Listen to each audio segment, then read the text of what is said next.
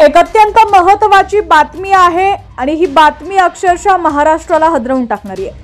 बदलापूर शाळा लैंगिक अत्याचार प्रकरणातील आरोपी अक्षय शिंदेने पोलिसांवरती गोळीबार केला।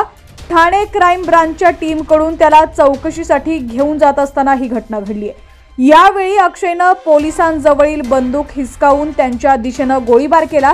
यावेळी प्रत्युत्तर देताना पोलिसांनीही गोळीबार केला। या गोळीबारात आरोपी अक्षय शिंदे ठार झाल्याची माहिती आहे। तसंच सहाय्यक पोलीस निरीक्षक मोरे जखमी झालेले आहेत। बातमी सविस्तर पाहूया त्याआधी तुम्ही HPN मराठी न्यूज चॅनल पहिल्यांदाच पाहत असाल आणि अजूनही चॅनलला सबस्क्राइब केलं नसेल तर नक्की सबस्क्राइब करा, जेणेकरून आमचे अपडेट्स लवकरात लवकर तुमच्यापर्यंत पोहोचतील।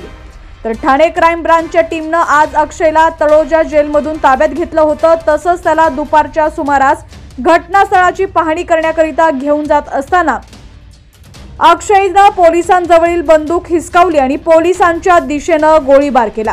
प्रत्युत्तर म्हणून पोलिसांनीही त्याच्या दिशेने गोळीबार केला। पोलिसांच्या गोळीबारात अक्षय जखमी झाला। त्यानंतर त्याला रुग्णालयात दाखल करण्यात आलं, मात्र डॉक्टरांनी त्याला मृत घोषित केलंय। हा संपूर्ण प्रकार पोलिसांच्या वाहनातच घडलेला आहे।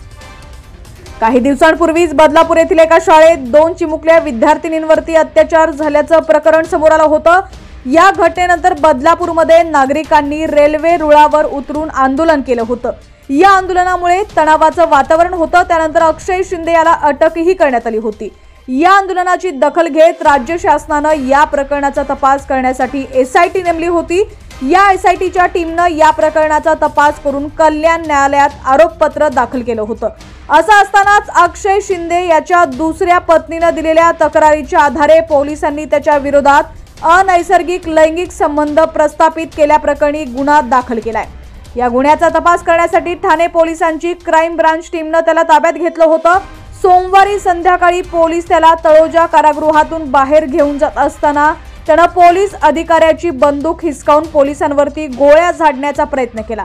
यावेळी पोलिसांनी अक्षयवरती गोळीबार केला आणि त्यातच तो ठार झाला।